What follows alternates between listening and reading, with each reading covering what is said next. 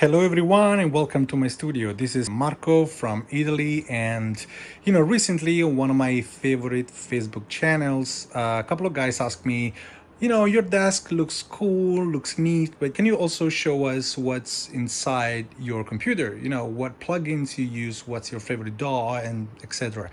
So I said, okay, let's make a video about it, and I'll also show you my favorite template and what kind of instrument I use. First of all, let's see the desk. So this is Native Instruments S49. I'd like to fit a 61 by Kent.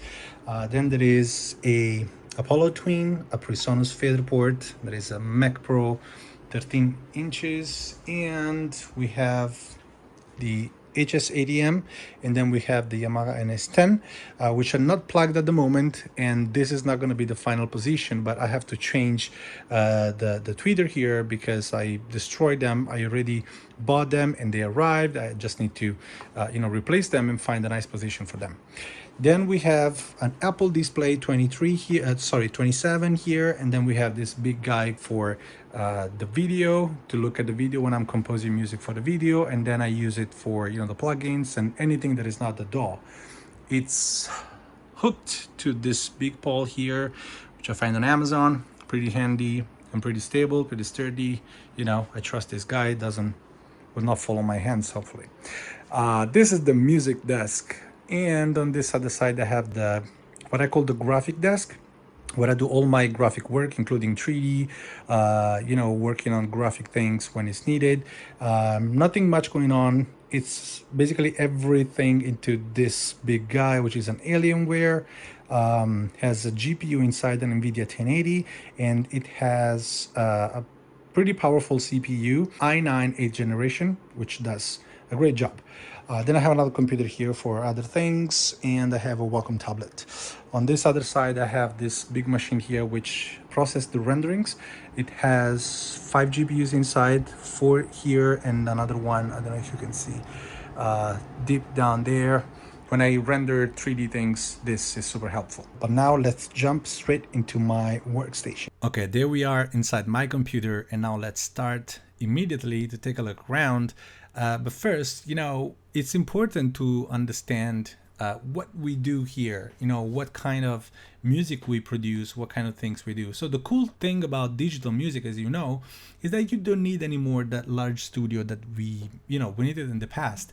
Just to give you an example, in 2016, I produced this track for Qatar Airways, which basically is the music that they used to play inside the plane, and scored quite a bit of visualization on YouTube. And this track was completely composed with the equipment that you see here that I shown you before. So this keyboard and those speakers and one sound card and nothing else. So it's important to always remember that you guys don't need the big studio. Of course, if you go in Hollywood and you do the big things, so it's always good to have a big studio, and of course you're going to end up there if you end up making the big production. But I can tell you that producing the music for a major airline, probably you might think that you need that kind of studio. Instead, it is definitely possible to make everything just with your computer, with a laptop if necessary, so let's take everything that you have and use at its best so that you can create any track you want. So let's go into my Logic Pro, which is my favorite DAW, and let's see what we have. So the first thing is my template that I call template 01, which is the template that I start with, and it's composed by a couple of pianos, a bass, a strings ensemble, the drum, and a couple of Omnisphere synths and pads, and then one track for arcade from Output, which is pretty cool instruments that I started using recently. So let's go into the first one, which is the Grunder from Native Instruments, and that's pretty important instrument for me because it's the instrument that I always start with when I have to write down a couple of ideas. So I'm gonna play this now, and I'm going to mute the microphone and let's listen to this sound.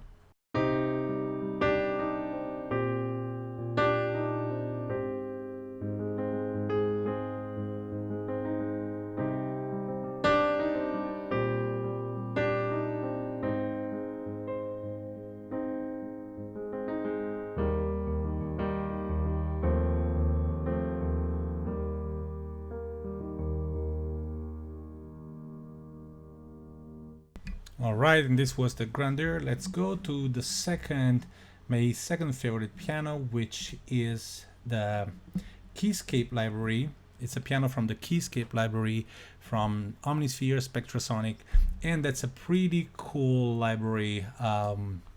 Each one of these libraries should have a dedicated video to go through all those instruments that they have, and this is just keyboards. It's incredible what they have. So the one that I use the most is right the first one, which is the LA Custom C7 grand piano, which is an emulation of the Yamaha, I believe. And let's listen to this instrument.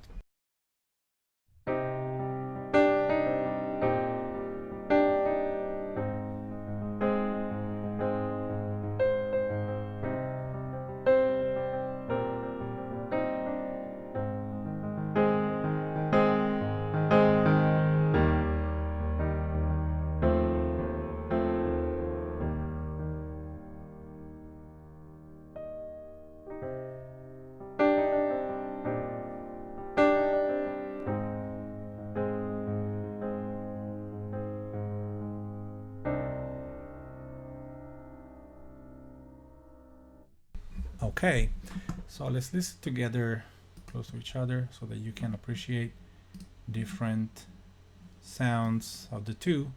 We're going to alternate a little bit.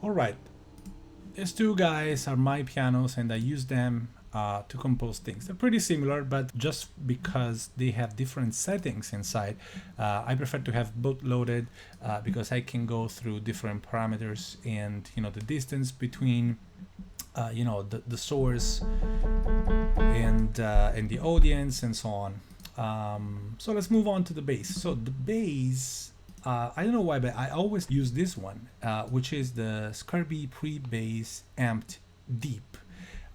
It sounds pretty good. Let's listen to it.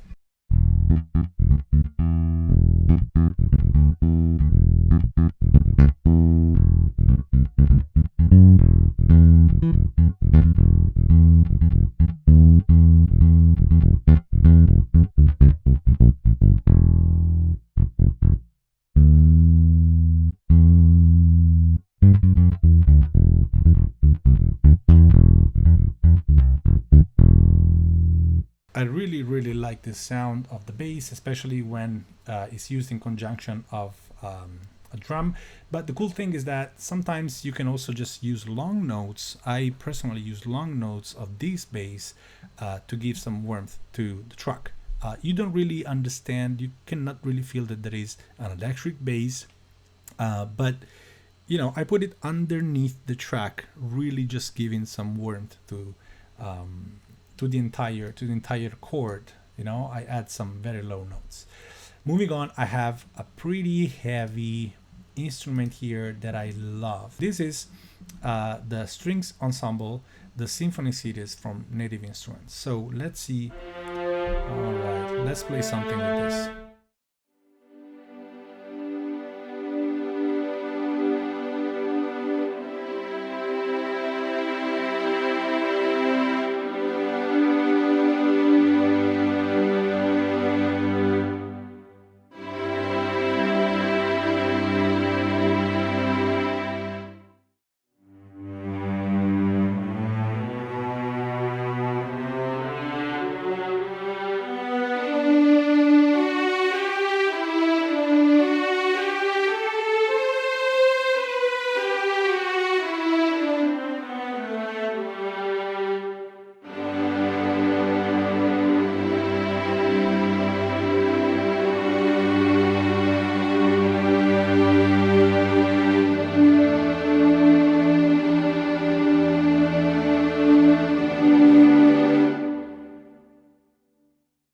That's probably I was it was a little bit loud. All right, so this is an awesome piece in my library, and I use those strings for everything that involves strings. I can show you some other sounds. That the other one that I like is the pizzicato, which is sounds like this.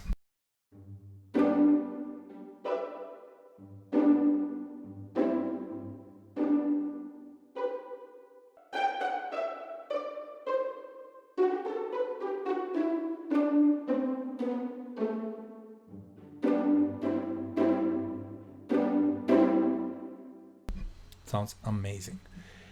So let's move on. The other one that I use is the drum, and this drum is still from Native Instruments, and this is the Studio Drummer. I love this one. Let's listen to this guy.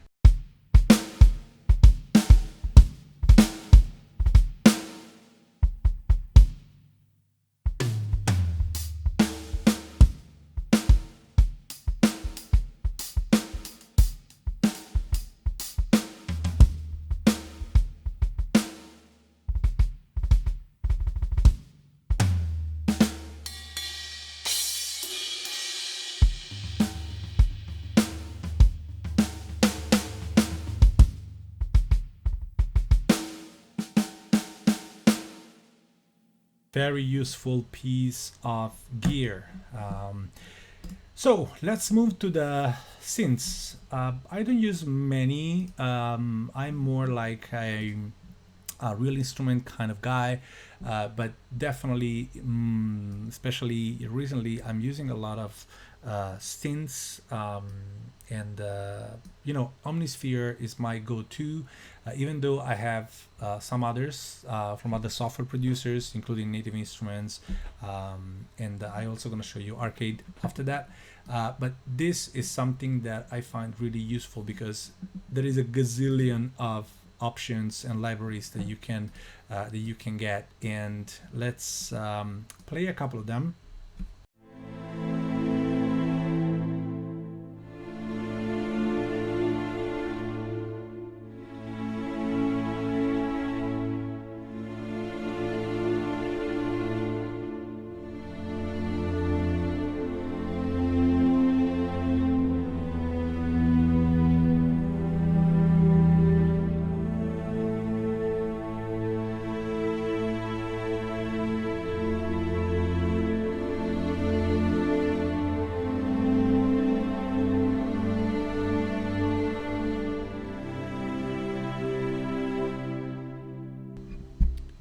You don't need to do much. This is just a preset from Omnisphere. It's called Adagio Transparent Strings Bright.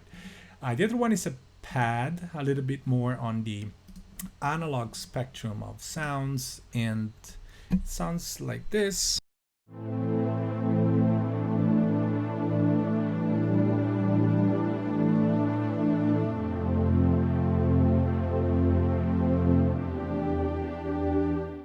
Yeah, that's a sound that I put sometimes in the right in the back to fill out the spaces, especially when I'm composing, when I'm creating things, and I'm not going too deep into detail. Now let's go into Arcade. If you don't know Arcade, it's great. It's fantastic. It's a product from Output, and I bought it this summer. It's subscription. It doesn't cost much, and it gives you a lot of sounds. They're basically loops and samples that you can use, and they are mapped through your keyboard, and you can listen to them. You can do some variation. Let's listen to some of their sounds.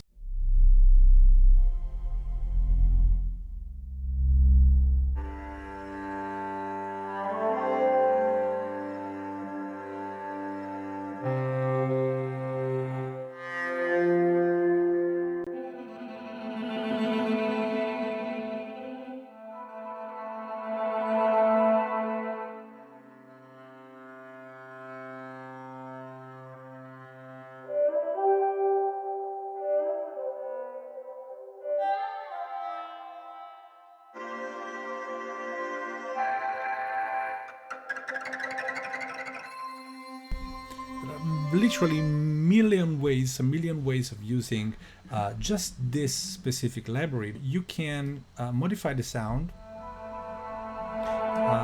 Probably this is not the right sound to try the attack, but yeah, you can kind of hear that you can quickly do things with those modifiers here that you can MIDI map, and then you have those other modifiers here that literally change how the sound is played in many different creative ways using the black keys of the keyboard. Just give you an example.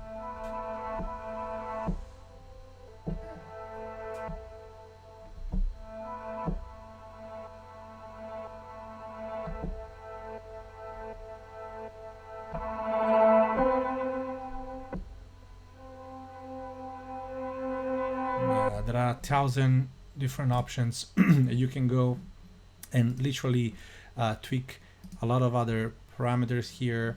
The one that I use the most is the edit on the key, because I can go and check the sound.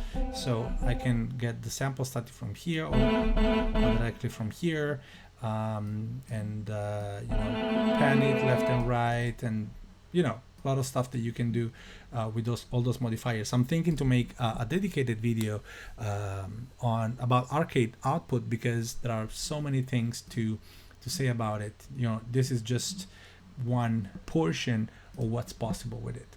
So yeah, so this is just an introductory video to my workflow, which is pretty simple. I start with a template like this, which is made of piano, bass, strings, drum, a couple of synths, and this wildcard, which is arcade, which gives me a lot of inspiration when you know, when I need to think a little bit out of the box, and so I use it a lot.